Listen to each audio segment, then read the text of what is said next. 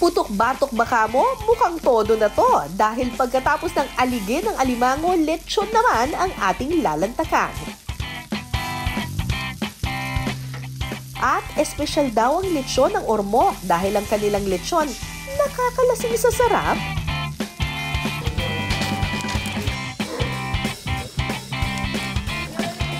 Sa lechonang ito, hindi pa man pumuputok ang araw, busy na ang mga lechonera sa pagtitimpla ng kanilang lechon.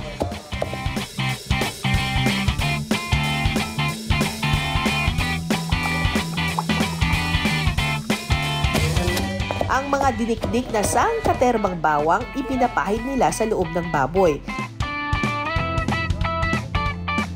Sunod na ilalagay ang dahon ng sibuyas. Ilalagay din nila sa loob ng baboy ang kanilang special ingredient, ang Mallorca. Isa itong uri ng alak na gawa sa tubo at star anise. Kaya nagbibigay ito ng manamis-namis at malinamnam na lasa. Papahiran din ang loob nito ng asin at bubuhusan ng kaunting tubig bago ito tahiin.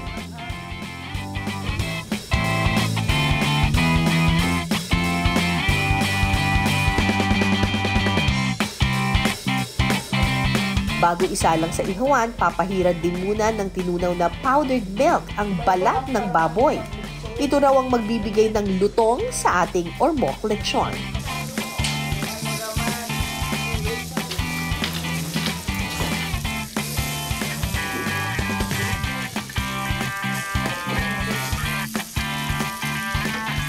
Pagkatapos ng 3 oras na pag-iihaw, ready na ang ipinagmamalaking Ormoc lechon.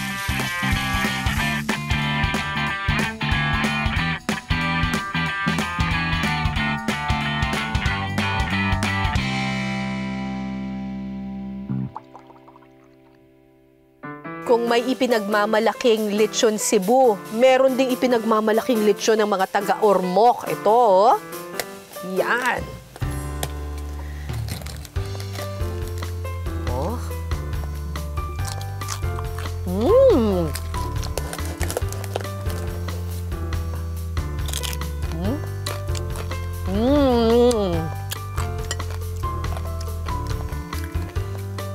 Very juicy. Ito yung lechon na hindi mo na kailangan ng sauce. Masarap na siya as is. Actually, pwede pa siyang isawsaw sa suka. Pero as is, masarap na siya. Very juicy. Hindi mo na kailangan ng sauce.